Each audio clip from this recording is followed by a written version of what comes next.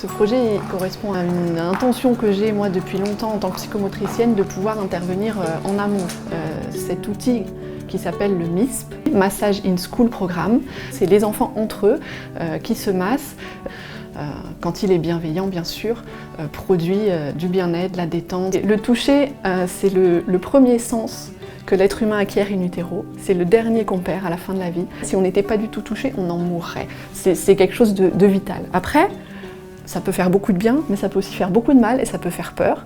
Et donc on ne fait pas n'importe quoi avec le toucher. Mais en fait, il suffit d'être dans une cour de récréation, ils se touchent tout le temps, même dans les couloirs, ils se bousculent, ils se touchent mal, ils ne se respectent pas. Et donc là, on aborde ces questions-là. Et j'ai des collègues, en m'entendant parler de cet outil, qui m'ont dit « mais pourquoi tu n'en parlerais pas aux tutelles ?» Alors pour moi, le temps fort, c'était le début de la conception. D'abord la démarche de la personne qui en a eu l'idée et aussi le fait que cette technique validée par les pays anglo-saxons puisse se mettre en place dans les écoles parisiennes. Et ensuite le temps de la construction avec les acteurs concernés au niveau des écoles. Il s'inscrivait naturellement dans le projet de l'Académie de Paris, dont un des volets était d'améliorer le bien-être des enfants à l'école. J'ai accompagné Madame Magalès dans le travail de mise en relation avec les autorités académiques. Je sais qu'il y a eu des expériences ici et là, mais en tous les cas, ce projet était tout à fait novateur sur l'Académie de Paris.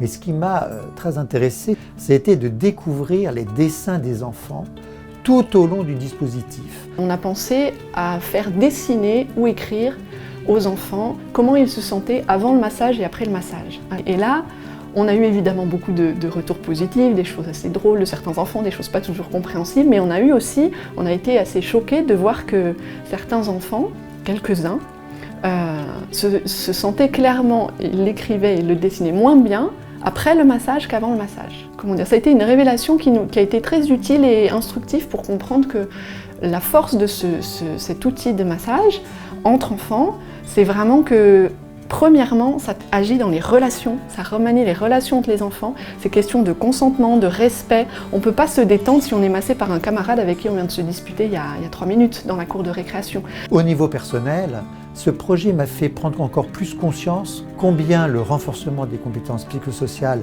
chez les enfants est important dès le premier âge. Et c'est parlant et puis c'est attendrissant. Et puis après le temps de massage, on fait toujours un temps de parole où je leur demande qu'est-ce qu'ils ont aimé, pas aimé, pour qu'ils puissent dire « il m'a fait mal ».